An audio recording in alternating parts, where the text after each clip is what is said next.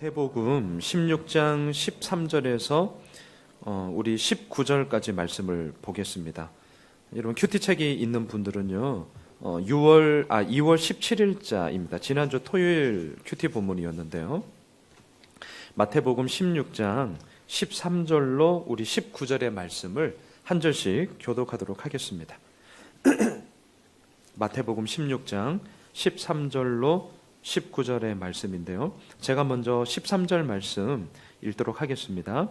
예수께서 빌립보 가이사랴 지방에 이르러 제자들에게 물어 이르시되 사람들이 인자를 누구라 하느냐?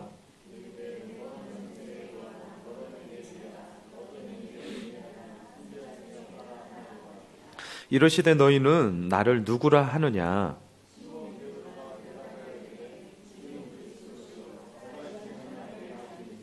예수께서 대답하여 이르시되 바요나 시몬아 내가 복이 있도다. 이를 내게 알게 한 이는 혈육이 아니요 하늘에 계신 내 아버지시니라.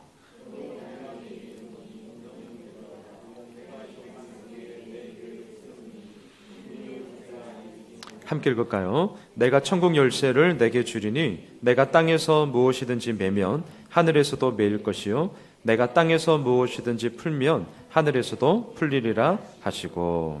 아멘. 오늘 본문은 베드로의 신앙 고백으로 널리 알려져 있는 본문이죠. 주는 그리스도시요 살아계신 하나님의 아들이십니다. 그런데 이러한 베드로의 신앙 고백은 우리가 익히 잘 알고 있지만 정작 이 고백이 어떠한 배경에서 이루어졌는가, 이 부분에 대해서는 좀 많은 분들이 그저 이렇게 간과하는 것을 보게 됩니다.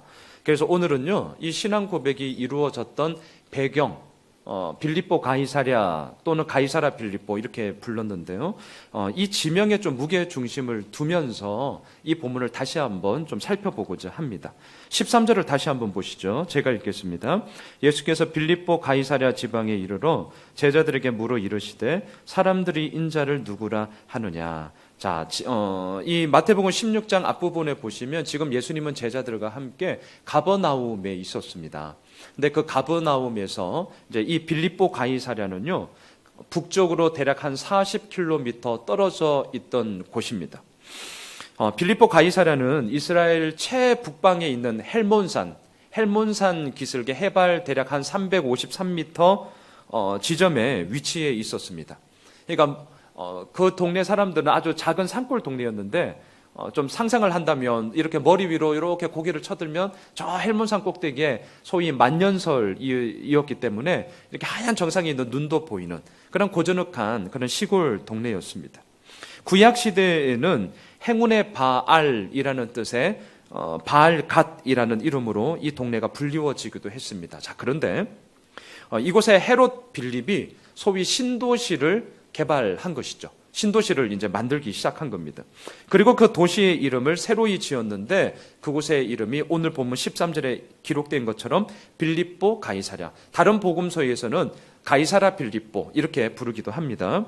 자, 빌립보, 이것은 이 신도시를 건설한 헤롯 빌립, 이 빌립의 이름을 딴 것이죠. 그 다음 가이사랴, 이거는 케이사르 또는 시저, 로마 황제의 그 칭호를 일컫는 용어 아니겠습니까? 그래서 이 두 단어는 합성어죠. 헤롯 빌립이 이 도시를 건설하였고, 특별히 이 가이사랴, 로마 황제를 위한 그 도시로서 이 새로운 도시가 이루어졌다라는 그런 의미를 가지고 있습니다. 자, 당시 로마 제국에는요, 가이사랴, 다시 말하면 카이사르 또는 시저라는 이 로마 황제의 칭호를 붙였던 도시들이 제법 있었습니다. 그런데 아무 도시에나 아무 곳에나 이 로마 황제의 이름을 붙일 수는 없었습니다. 반드시 두 가지의 조건이 있어야 됐어요. 첫 번째, 그게 뭐냐면 로마 황제의 위용에 걸맞는 아주 규모가 대단히 커야 하는 소위 오늘날로 말하면 메타폴리스가 돼야 됩니다. 메타폴리스. 수원이 120만이거든요.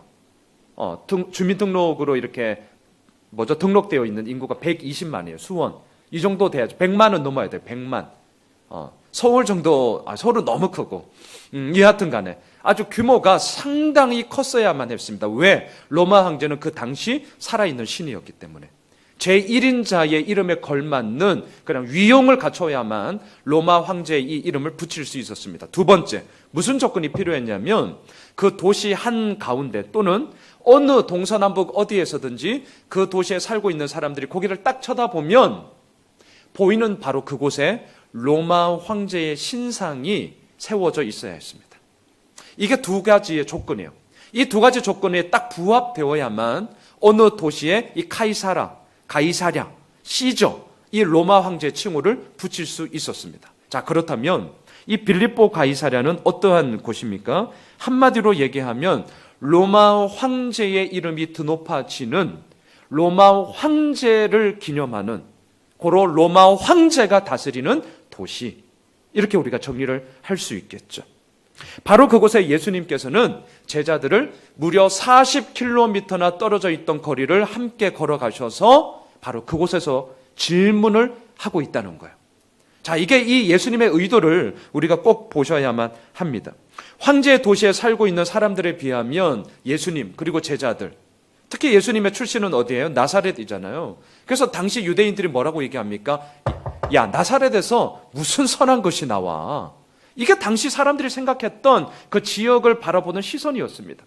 로마 황제가 다스리는 이 빌립보 가이사랴 도시의 그 특별 시민들과 비교한다면 나사렛 출신인 예수님은 아무것도 볼품이 없는 자였죠. 더군다나 따라다니는 제자들 역시 어부요, 세리요, 볼품이 없는 자들 아니었습니까?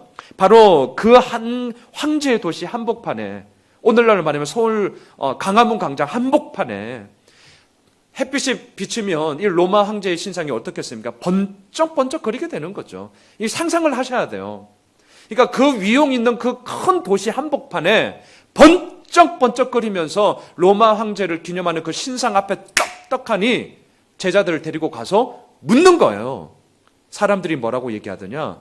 너희는 나를 누구라고 하느냐? 여러분 13절에 제자들에게 물어 이르되라고 할 때 이 물어, 이 말의 헬라어 시제로 보니까 미완료형이에요. 이 말은 무슨 말이냐면 이전부터 이러한 질문들이 계속 되어져 왔다는 거죠. 그러니까 오늘 이 본문에서 갑자기 뜬금없이 제자들을 당혹하게 만들려고 뜬금없이 이렇게 질문을 던진 게 아니라 예수님과 제자들의 관계 속에서 질문하고 답하고 소위 문답 형식의 가르침이 늘상 있어 왔다라는 것을 의미합니다. 자, 그러면서 첫 번째 질문이 무엇입니까? 사람들이 인자를 누구라 하더냐라고 묻는 것이었습니다. 14절을 보시죠. 그러자 이 질문에 대해서 제자들의 대답이 이런데요. 우리 14절 같이 읽겠습니다. 시작. 이르되 더러는 세례 요한, 더러는 엘리야, 어떤 이는 예레미야나 선지자 중에 하나이다. 세례 요한. 유대인들은요, 죽은 세례 요한이 다시 살아나서 활동하는 것으로 생각했습니다. 그래서 헤롯 안디바, 세례 요한을 교수형 죽인 그 헤롯 안디바가 있죠. 그 사람이 얘기하지 않습니까? 예수님을 향하여서 세례 요한이 다시 살아나서 지금 활동하고 있는 것이냐라고 물을 정도로 이 유대인들의 의식 속에는 세례 요한이 다시금 살아나서 예수님의 모습으로 환생해서, 소위 환생해서 지금 이러한 일들을 하고 있다라고 생각을 했던 것이죠. 두 번째, 엘리야가 나옵니다. 엘리야는 여러 구약 선지자들 가운데서도 대표 주자입니다. 특별히 엘리야는 어떤 자입니까? 죽음을 맛보지 않고 하나님의 나라로 승천한 자죠. 여러분 참고로 성경에 두 인물이잖아요. 죽음을 맛보지 않고 하나님의 나라로 간 자 누구죠? 에녹과 이제 엘리야죠. 그렇기 때문에 이 엘리야는 너무나 신비함을 가지고 있었고, 특별히 말라기에서도 우리가 보았지만 메시아가 오기 전에 그 길을 예비하는 자로서 엘리야 선지자의 그런 이름이 명명되어졌습니다. 그래서 사람들의 생각에는 엘리야 선지자가 죽음도 맛보지 않고 하나님의 나라로 갔기 때문에 그 모습 그대로 엘리야가 이 땅에 올 거야. 그리고 온 자가 예수 그리스도가 아닌가라고 생각을 했다라는 거죠. 세 번째, 예레미야도 얘기를 했습니다. 예레미야, 우리가 예레미야 선지자를 뭐라고 그러죠? 눈물의 선지자라고 하죠. 왜 그렇습니까? 자신이 거하고 있는 이 유다의 이 이스라엘의 멸망을 보면서 너무나 안타까운 거죠. 하나님의 마음을 품고 너희들 이렇게 하면 안 된다. 정말 하나님께로 온전히 가야 된다라는 그런 마음을 품으며 눈물을 흘리면서 돌아오라고, 뉘우치라고 선포했던 자 아닙니까? 근데 예수님의 모습이 딱 그러하였죠. 무너져가는 이스라엘 보면서 우셨던 예수님의 모습도 기억하고요. 더군다나 멸망에 대해서, 그 끝에 대해서 아주 신랄하게 질책도 하고 책망도 하고 한편으로는 모든 아버지의 그 마음을 품으며 그들을 계속해서 돌아오라고 외쳤던 그 예수님의 모습이 마치 눈물의 선지자 예레미야와 너무나도 흡사하였기 때문에 이스라엘 사람들은 서로 자기들끼리 얘기한 거예요. 야, 예레미야가 왔다, 예레미야가. 그리고 마지막 14절의 마지막을 보세요. 뭐라 그러죠? 선지자 중에 하나라. 원어 성경에 보면 선지자들 중에 하나다. 복수를 쓰고 있어요. 그 말은 무슨 말이냐면 신명기에서 예언된 모세와 같은 선지자로 인식되기도 하였고, 아니면 유대인 전승에는요 다시 오리라고 기대되었던 선지자들이 이사야, 에스라 뭐 이런 선지자들이었다고 합니다. 그래서 선지자들 중에 하나의 모습으로서 예수님이 이 땅에 지금 거하고 있는 것 아니냐라고 사람들이 서로 이렇게 얘기를 했다는 거죠. 자, 여기서 저는 좀 말씀을 묵상하면서 이런 생각을 좀 한번 해보았어요. 그것은 뭐냐면 예수님이 지금 제자들에게 사람들이 나를 보고 누구라고 하더냐라고 이렇게 물었을 때 오늘 14절의 답을 보면 한마디로 얘기하면 좋은 것만 얘기했어요. 좋은 것만. 자, 우리가 마태복음을 지금 쭉 보고 있지만 예수님에 대해서 모든 사람들이 다 좋아했습니까? 아니요, 그렇지 않습니다. 특별히 예수님을 죽이려고 호시탐탐 노렸던 자들이 있잖아요. 바리새인들과 사두개인들과 대제사장들, 소위 기득권을 가지고 있던 사람들. 바리새인들은 예수님에 대해서 뭐라고 말합니까? 먹기를 탐하고 포도주를 즐기는 사람이다. 세리와 죄인의 친구다. 귀신의 왕 바알세불의 힘을 입어서 귀신을 쫓는 자다. 이런 평을 받았거든요. 여러분 이런 생각을 한번 해보게 되는 거죠. 좋은 제자란 어떤 자냐? 스승을 향하여서 있는 그대로를 얘기해 줄 수 있는 사람, 피드백을 말할 수 있는 사람. 충신이란 어떤 사람입니까? 아무리 왕이 권력이 있다 할지라도 아닌 건 아닌 거잖아요. 그렇죠. 좋은 게 좋은 게 아니라 옳은 게 좋은 것 아니겠습니까? 아닌 건 아닌 거다라고 충언을 할 수 있는 자가 정말 충신이죠. 그런데 제자들은 예수님에 대해 부정적인 이야기는 하지 않았습니다.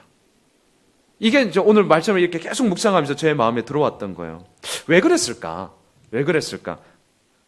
예수님이 힘들고 어렵게 사역하는데 굳이 좋은 얘기 아니라 싫은 얘기 해서 뭐 김 빠지게 할 게 뭐가 있겠어. 우리 스승님 힘내야지. 힘내게 해줘야지.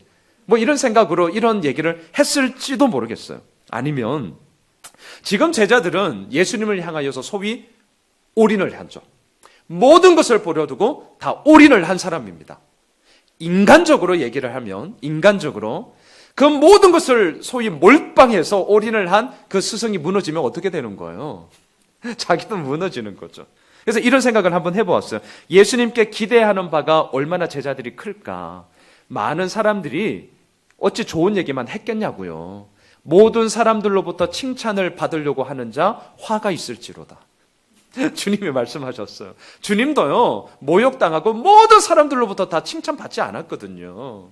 그런데 좋은 얘기만 했다. 이것은 어쩌면 제자들이 기대하는 바를 사람들이 이렇게 얘기하던데요 라는 것을 하나로 끄집어 와서 말하고 있는 것이 아닐까, 저의 생각이에요. 말씀을 묵상하면서 그런 생각도 한번 해보게 되었죠. 자, 여하튼 제자들의 대답을 들었어요. 그러자 예수님이 15절에서 다시금 질문합니다. 그러면 이르시되 너희는 나를 누구라 하느냐? 자, 이제 이렇게 질문을 재차하시죠. 여기서 예수님이 강조하는 단어가 있는데 너희는 이라는 단어예요. 너희는. 자, 우리말 성경에요. 15절 뒤에 보시면 너희는 나를 누구라 하느냐라고 번역된 이 원어를 보면 이 원어 자체에 너희는 말하다라는 뜻을 이미 갖고 있어요. 너희는 말하다라는 단어를. 그런데 예수님은 굳이 너희는 이라는 단어를 다시 한번 썼다는 거예요. 그럼 이거를 직역하면 이런 거예요. 너희는 나를 누구라고 말하느냐? 이렇게 해야 돼요. 지금 강조하는 게 보이십니까? 너희는 이라는 것에 예수님의 강조점을 지금 두고 있는 것입니다. 자, 우리가 한번 물어보시죠. 예수님이 왜 사람들이 나에 대해서 뭐라고 얘기하는지, 누구라고 얘기하는지 물어보고 너희들은 나에 대해서 누구라고 생각하냐라고 물어보실까요? 왜 그럴까요? 왜? 궁금해서 그럴 수도 있겠죠. 저도 궁금하거든요. 성도들이 뭐라고 얘기하나? 나를 알고 있는 사람들이 양순원 목사에 대해서 뭐라고 얘기하냐? 궁금하죠. 그리고 그 궁금한 가운데 어떤 답을 들으면 속이 시원해요? 좋은 얘기하면 그렇지. 근데 조금이라도 이제 안 좋은 얘기 어찌 다 좋겠어요. 안 좋은 얘기 들으면 괜히 이제 마음 상하고 혼자 이제 막 또 소설 쓰고 뭐 그런 거예요. 이제 그것을 이겨나가는 이제 맷집이 중요한 건데 역시 그 맷집 역시 주님의 은혜죠. 주님의 이끄신 대로 그냥 가는 거다. 가는 거죠. 자, 주님이 그런 궁금해서 물으셨을까? 그럴 수도 있을 거예요. 하지만 저는 이렇게 좀 정리를 하고 싶습니다. 사람들이 나에게 대해서 누구라고 말하는가? 제자들이 나에 대해서 뭐라고 생각하는가? 이게 궁금해서라기보다는 예수님을 누구라고 알고 있는가?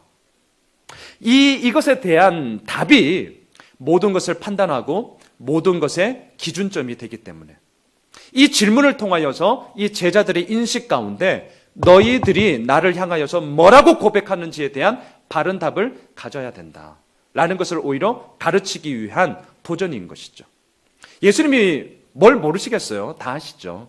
그러니까 예수님의 궁금함이라기보다는 제자들을 가르치기 위한 예수님이 누구라고 하느냐에 대한 올바른 답이 결국 너를 이끌어가는 힘이 된다는 것을 가르치기 위함이라는 것이죠. 여러분, 우리가 흔히들 저분은 참 믿음이 좋아. 또 반대로 저분은 글쎄 아직 믿음을 좀 그래. 뭐 이런 식으로 우리가 말할 때가 있습니다. 우리가 좋게 저분 참 믿음이 좋아라고 말할 때 가장 먼저 떠오르는 그림들은 뭐가 있을까요? 기도 많이 하는 거, 아니면 교회에서 열심히 뭐 봉사하고 섬기는 거, 아니면 전도하는 거. 그러면 이제 우리는 보통 저분 참 믿음이 좋아. 이제 우리가 이렇게 얘기를 하죠. 엄밀히 말하면 믿음 좋을 수도 있고 믿음 안 좋을 수도 있습니다. 왜? 예수님을 정말 사랑하기 때문에 그 은혜에 대한 감사함으로 우리들의 모든 열심과 우리들의 의지를 동원해서 주님의 그 은혜에 대한 감사함의 보답으로 나아간다면 그것만큼 정말 최고의 믿음은 없겠죠.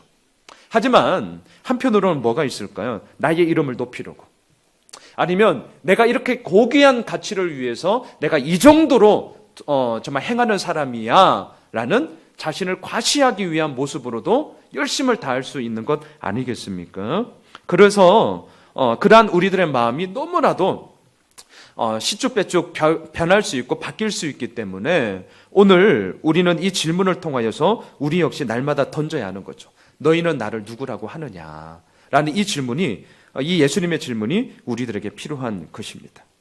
예수님은 이 질문을 제자들에게 하기 위해서 무려 40km나 떨어진 곳, 황제의 도시였던 빌립보 가이사랴에 가셨습니다. 시골 동네가 아닙니다. 서울 한복판 광화문 광장에 가신 것이죠. 그리고 태양빛이 반사되어지는 그 반짝반짝 빛나는 로마 황제의 신상 앞에서 제자들에게 묻고 있습니다. 너희는 나를 누구라고 하느냐? 사랑하는 성도 여러분, 우리들의 신앙의 좋고 나쁨, 믿음이 크다 작다, 이 기준은 결국 예수님의 이 질문에 대한 나의 대답입니다. 예수님의 이 질문에 대한 나의 대답. 교회 안에서는, 그리고 믿는 사람들끼리는 이러한 질문에 대한 거리낌이 없습니다. 그리고 얼마든지 우리가 앞서도 찬양한 것처럼 예수는 그리스도, 예수는 나의 주님이라고 우리는 마음을 다해 찬양할 수 있고 고백할 수 있습니다. 하지만 빌립보 가이사랴라는 이 지명을 절대로 놓치지 마십시오. 거대한 로마 황제의 신상 앞에서는, 정말 믿지 않는 사람들이 대부분인 세상 가운데서는 예수님을 고백하고 찬양한다는 것이 결코 쉽지 않다라는 것을 이미 우리는 경험하고 있기 때문입니다. 지난주 저희 첫째 아들 세준이가요, 중학교 배정, 이제 칠보 중학교 배정을 받았습니다. 그래서 예비 소집일이어서 학교를 다녀왔어요. 여러분, 부모의 마음에 학교를 갔다 왔으니 얼마나 궁금하겠어요. 그래서 물었죠. 세준아, 학교 어땠어? 얼마나 궁금하겠어요. 우리 아들의 대답이 뭔 줄 아세요? 대답이 이상했어 였어요. 이상했어. 왜 이상했어? 재차 물었습니다. 그랬더니 아이들이 이렇게 함부로 뭐 말을 하고 이제 여자아이들이 선생님이 좀 제지하는데도 불구하고 화장하고 있고, 요즘 애들이 다 그렇잖아요. 그동안 다녔던 대안학교에서는 전혀 보지 못했던 장면을 이제 우리 첫째 아들이 경험을 하게 된 거죠. 그러니 이상했어. 네, 우리 세준이의 입장에서는 그렇게 얘기할 수밖에 없었던 것이겠죠. 예상은 하고 있었습니다. 저는 이미 저 역시 그냥 그런 학교에서 다녔기 때문에. 하지만 막상 아들이 그렇게 말하니까 제 머릿속에서 예상하는 것이 실질적으로 우리 아들의 현실이 되니까 예상과 현실은 엄연히 다르잖아요. 예상은 하고 있었지만 우리 아들의 말 속에 이상했어 라는 현실이 딱 들어오니까 저의 마음속에, 저희 아내도 마찬가지지만 부모의 마음속에 너무나 이제 더 걱정이 사실 되는 거죠. 염려가 되는 것이죠. 마음이 그렇게 좋지 않았습니다. 좋았어. 빈말이라도 그렇게 해주면 그래도 좀 나을 텐데 이상했어. 네, 이랬으니까요. 그날 오후에 저도 머리를 깎아야 되고 우리 아이들도 머리 깎으려고 이내한 집사님 경영하는 미용실에 갔어요. 그래서 학교에 있었던 말 이런저런 말을 했거든요. 그때 이내한 집사님이 아주 명언을 하셨어요. 아주 명언. 지금도 생생하게 기억나. 2주 전의 이야기인데 이내한 집사님 뭐라고 얘기했냐면, 세준아, 앞으로 이상한 일 많이 볼 거야. 이상한 일 많이 볼 거다. 여러분, 그동안 살아오시면서 이상한 일 얼마나 많이 경험하셨습니까? 또한 앞으로 살아가면서 이상한 일 얼마나 많이 있겠습니까?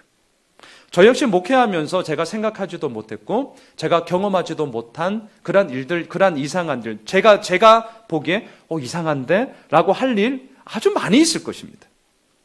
그때 예수님이 물으시는 거예요. 너희는 나를 누구라 하느냐? 이게 오늘 본문의 빌립보 가이사랴인 거죠. 이게 빌립보 가이사랴라는 거죠. 우리는 내 생각과 맞지 않는, 이해되지 않는 이상한 일을 만나면 흔들립니다. 흔들릴 수밖에 없죠. 때로는 믿어도 별 수 없네 무너지기도 합니다. 항상 잘 되면 얼마나 좋겠습니까? 교회를 개척했어요. 우리 교회가 날마다 부흥하고 날마다 잘 되면 얼마나 좋겠습니까? 근데 그건 우리의 욕심이죠. 목사의 욕심이죠. 이 세상은 그렇지 않더라고요. 바로 그때 예수님께서 물으시는 겁니다. 너는 나를 누구로 하느냐? 너는 나를 누구로 하느냐?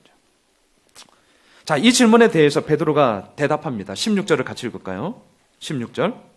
우리 같이 읽겠습니다. 시작. 시몬 베드로가 대답하여 이르되 주는 그리스도시요 살아계신 하나님의 아들이시니이다. 원어 성경을 보면 주라는 말이 없어요.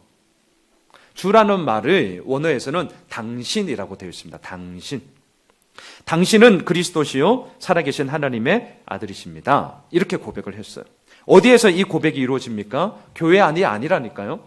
다들 예수를 고백하고 있고 믿고 있는 믿음의 공동체 안에서 이루어지는 게 아니라니까요. 아빠, 학교 갔다 왔더니 이상해. 바로 거기에서 이 고백이 이루어져야 한다는 거죠. 목회를 하면서 주님, 왜 이렇게 이상하죠? 머릿속에서 예상은 하고 있죠. 하지만 그 예상한 거와 내 삶의 현실로 왔을 때는 너무나도 다르다니까요. 주님 왜 이렇게 이상하죠? 바로 그때 주님이 물으시는 거죠. 너는 나를 도대체 누구라고 여기니? 여러분, 이게 빌립보 가이사랴라니까요. 아이들을 키우면서, 직장 생활을 하면서, 사업을 하면서, 저는 목사니까 목회를 하면서, 또한 여러 가지 많은 관계 속에서 주님, 어떻게 이렇게 이상한 일이 일어나죠? 그때 묻는다니까요. 너는 나를 누구라 하느냐? 여러분, 오늘 이 본문입니다. 이게 오늘 설교의 결론이에요. 베드로는 그 가운데서 고백을 하는 거죠. 로마 황제의 신전이 인간을 압도하는 그 황제의 도시에서 베드로는 고백하는 겁니다. 이상한 일 앞에서 고백하는 거예요. 주는 그리스도시요 살아계신 하나님의 아들이십니다. 당시 사람들은 로마 황제를 그리스도로 여겼습니다. 구원자로 여겼습니다. 왜? 로마 황제가 권력의 힘, 돈의 힘으로 인간에게 풍요로움을 안겨다 주었기 때문입니다. 로마 황제가 여러 세상의 지식들을 모았고 발전시켰기 때문입니다. 로마 황제가 육체의 아름다움을 마음껏 누리게 하도록, 더 나아가서는 성적 탐닉을 완전히 할 수 있도록 인간의 마음을 확 잡았죠. 누가요? 로마 황제가. 그래서 당시 로마 제국의 모든 사람들은 로마 황제를 살아있는 신으로 여겼습니다. 정말 로마 황제가 그리스도였고요. 로마 황제가 살아계신 신의 아들이었죠. 그런데 오늘 베드로는 그 황제의 도시가 압도하고 있는 곳에서, 그 한복판에서 고백하는 겁니다. 로마 황제가 아니라 예수님이 그리스도시고 예수님이 살아계신 하나님의 아들이라고. 예수님께서 이 베드로의 고백을 들었습니다. 자, 그러자 예수님께서 이렇게 말씀하세요. 17절을 보시죠. 17절 함께 읽겠습니다. 시작. 예수께서 대답하여 이르시되 바요나 시몬아 내가 복이 있도다.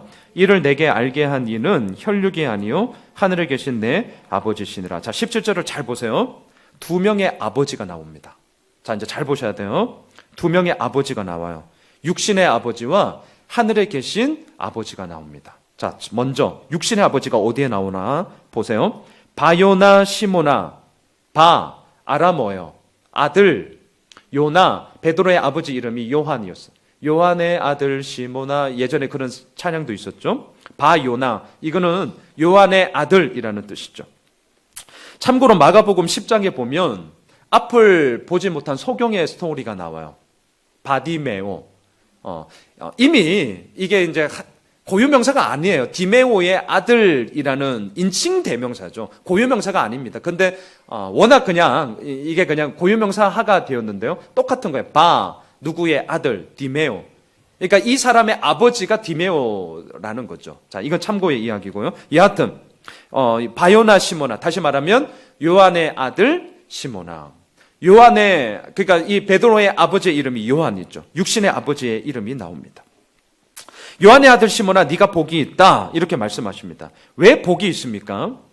지극히 평범한 요한이라는 한 사람의 아들로 태어나 지금까지 살아온 시몬이 예수님을 향해 드릴 수 있는 가장 위대한 고백, 사람이 드릴 수 있는 가장 최고의 고백을 지금 했기 때문입니다. 자, 그런데 지금 예수님이 베드로를 바요나 시모나라고 의도적으로 부르시는 이유가 있습니다. 성경을 읽으실 때 호칭이 나오면 절대로 그냥 넘어가시면 안 돼요. 여러분, 이건 제가 누누이 말씀을 드렸지만 호칭을 보면 그 말을 하고 있는 사람의 생각이 보여집니다. 예를 들어 볼까요? 저희 아들들은 저보고 목사님이라고 부르지 않아요. 그렇게 불러라고 제가 얘기하고 싶지도 않아요. 뭐죠? 아빠요, 그냥 아빠. 저희 아내는 저보고 여보, 또는 뭐 공적인 자리에서는 뭐 목사님 이렇게도 부르지만 그냥 여보죠. 저 역시도 여보, 그냥 아니면 이름을 부르든가. 저희 아버지는 저한테 수룽아, 아들아, 그냥 불러요. 그 호칭을 통해서 저분이 저 사람을 그렇게 이해하고 있구나 완전히 알 수 있죠. 지금 예수님은 베드로야 라고 불러도 돼요. 근데 바요나 시모나 이렇게 부르신다는 거죠. 이게 무슨 의미일까요? 지극히 평범한 사람이라는 거예요. 지금 베드로는 지극히 평범한 사람, 누구요? 요한의 아들 시몬으로서 그냥 살아왔다는 거죠. 특출난 것도 없고 잘난 것도 없고 배움이 많은 것도 아닙니다. 그저 그냥 요한의 아들 시몬인 거죠. 그런데 이러한 자가 어떻게 예수님을 향하여서 가장 위대한 고백을 할 수 있었는가라는 것을 우리들에게 지금 보여주는 거예요. 그 이유가 무엇입니까? 17절 뒤에서 얘기합니다. 이는 내게 알게 한 이는 혈육이 아니요 하늘에 계신 아버지시니라. 다시 말하면 혈육관계 육신의 아버지 요한, 너희 아버지가 너를 가르쳐서도 아니고 더 나아갈까요? 다른 사람들의 가르침을 통해서고 다른 사람의 가르침을 통해서 네가 이게 배운 게 아니고 어떻게 아는 거예요? 육신의 아버지가 아니라 하늘에 계신 하나님 아버지가 너를 알게 해주셨다는 거죠. 그러니까 오늘 이 본문 17절에서 두 아버지가 나오고 있고 그 두 아버지를 비교함으로 말미암아 결국 우리들의 삶을 이끌어 가시는 참된 아버지가 누구냐라는 것을 우리들에게 보여주는 것 아니겠습니까? 여러분, 하늘에 계신 하나님 아버지로 말미암아 우리들의 모든 일들이 이루어지는 것이죠. 이게 우리가 믿고 있는 기독교 신앙의 출발점 아니겠습니까? 하늘에 계신 하나님 아버지가 우리에게 알게 해주시는 거죠. 깨닫게 해주시는 거죠. 그래서 우리는 믿음을 능동태가 아니라 언제나 수동태다라고 얘기하는 것이죠. 하나님이 보여주시는 만큼, 깨닫게 해주시는 만큼, 또 알게 해주시는 만큼 우리는 가면 되는 것입니다. 그게 우리들의 믿음이죠. 우리는 착각하면 안 됩니다. 예수를 믿으면 우리 자신이 대단한 사람으로 변화되는가? 그렇지 않습니다. 저의 경우도 마찬가지죠. 목사가 되면 모든 면에서 훌륭한 사람으로 변하는가 되는가? 아니요, 그렇지 않습니다. 우리는 바요나 시몬이에요. 우리는 그냥 바요나 시몬입니다. 대단한 사람이 아닙니다. 그냥 누구누구의 아들, 누구누구의 딸로 이 땅에 태어났죠. 그러한 우리가 어찌 하나님을 믿을 수 있으며 어찌 예수님을 주님, 예수님을 그리스도, 예수님을 하나님의 아들로 고백할 수 있느냐라는 거예요. 어찌? 이유는 딱 하나밖에 없습니다. 하늘에 계신 우리들의 진짜 아버지신 하나님께서 알게 해주셨기 때문이라는 것이죠. 여러분, 이 부분을 우리가 놓치면 안 됩니다. 베드로의 신앙 고백에서 오히려 우리가 오늘 좀 두 가지 포인트만 붙잡고 싶은데요. 빌립보 가이사랴라는 이 지명, 그리고 그러한 고백을 하게끔 이루신 하나님 아버지, 참된 우리의 아버지신 하나님 아버지의 알게 해주심, 이것을 오히려 우리가 우리의 마음에 좀 새겼으면 좋겠습니다. 자, 예수님은 그러면서 베드로에게 세 가지를 말씀하십니다. 첫 번째, 반석과도 같은 베드로의 신앙 고백 위에 교회를 친히 세우겠다고 하시는데요. 18절을 보시죠. 함께 읽도록 합시다. 18절 시작. 또 내가 내게 이르노니 너는 베드로라. 내가 이 반석 위에 내 교회를 세우리니 음부의 권세가 이기지 못하리라. 교회란 어떤 제도, 어떤 시스템 또는 이런 빌딩, 이런 건물이 아니라는 것 우리는 너무나 잘 알고 있습니다.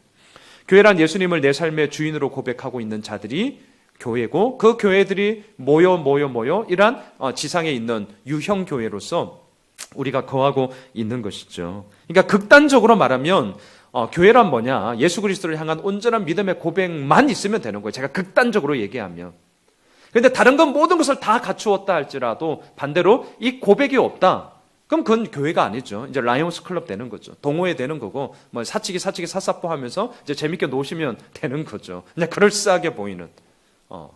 여러분, 교회는요, 예수 그리스도의 신앙 고백 위에 세워진 것이죠. 근데 너무나 안타까운 것은 무엇입니까? 그 교회 가운데도 어려움이 있고, 그 교회 가운데도 무너짐이 있더라는 거예요. 자, 그래서 18절 마지막을 한번 보세요. 18절 마지막. 뭐라고 얘기를 하고 있죠? 음부의 권세가 이기지 못하리라. 자, 이기지 못하리라. 그럼 질문.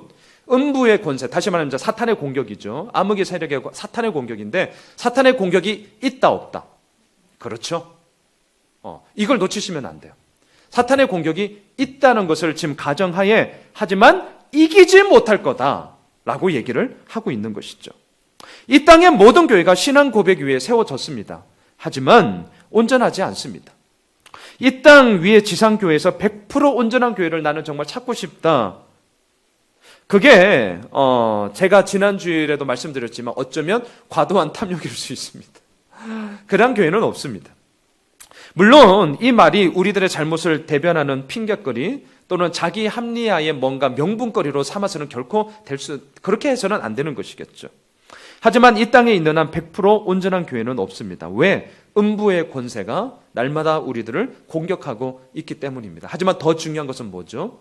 하지만 음부의 권세가 이기지 못하리라. 왜요? 예수님의 십자가와 예수님의 부활로 말미암아 이미 우리들의 승리가 이루어졌기 때문이죠.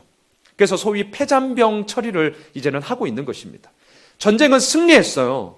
하지만 다시 오실 주님의 그 남은 시간 동안 우리는 패잔병 처리를 하는 이 땅에서의 영적 전쟁을 싸우고 있는 것이죠. 또한 19절을 한번 보시죠. 주님께서 베드로에게 이렇게 말씀하십니다. 19절인데요. 같이 읽겠습니다. 시작. 내가 천국 열쇠를 내게 주리니 내가 땅에서 무엇이든지 매면 하늘에서도 매일 것이요 내가 땅에서 무엇이든지 풀면 하늘에서도 풀리리라 하시고, 한마디로 말하면 이제 응답해 주시겠다는 건데, 우리가 성경을 볼 때 이러한 구절들을 정말 조심스럽게 좀 보셔야만 합니다. 왜냐하면 우리의 구미에 너무나도 딱 맞는 말씀이기 때문입니다. 땅에서 열면 하늘에서도 열릴 것이고 땅에서 풀면 하늘에서도 풀릴 것이다. 얼마나 위험 있는 말씀이고 얼마나 권세 있는 말씀입니까? 그런데 이러한 문맥을 가지고 우리가 자칫하면 능력만 가지고 봤지, 천국 열쇠를 우리한테 줬으니까 우리가 이런 능력을 가지고 있는 자 여기로만 치우쳐 버리기가 아주 쉽다는 거죠. 이 구절이 처해져 있는 이 문맥을 보셔야 됩니다. 오히려 이 19절이 포인트로 두고 있는 강조점은 어디에 있을까요? 19절에서 강조하는 것은요, 19절 보세요. 내가, 예수님께서 말씀하는 거죠. 천국 열쇠를 내게 주리니 할 때 너에게 있죠. 너에게. 이게 19절의 포인트입니다. 이게 무슨 말입니까? 누구에게 주겠다는 거죠? 로마 황제의 거대한 신상 앞에 무릎 꿇는 사람? 아니요. 세상에 많은 사람들이 살아가는 대로 그저 그렇게 살아가는 사람? 아니요. 예수를 믿어도 그냥 적당하게 나이스하게 믿는 사람 아니요. 누가 이 천국 열쇠를 받을 수 있다는 것입니까? 로마 황제의 거대한 신상 앞에서 많은 사람들이 살아있는 신이 로마 황제라고 떠받드는 그 거대한 도시 가운데서 우리 아들 예를 다시 한번 들까요? 이상한데? 라고 말하는 그 학교 가운데서 주는 그리스도시요 살아계신 정말 하나님의 아들이십니다 라고 말하는 자에게 이 천국 열쇠를 준다는 거죠. 그런데 우리는 이 부분들을 너무나 간과해버리고 뭐만 자꾸 우리들의 입맛에 당겨요. 야, 땅에서 풀면 하늘에서 풀려. 땅에서 매면 하늘에서도 매요. 이것만 남는다는 거예요. 그래서 이런 구절들은 정말 조심하셔야 됩니다. 왜? 우리들의 욕심과 너무나도 딱 들어맞는 말씀이니까. 19절은 그 얘기를 하는 게 아닙니다. 그 천국 열쇠를 받을 수 있는 내가 할 때 너는 누구냐라는 거죠. 너는 누구냐.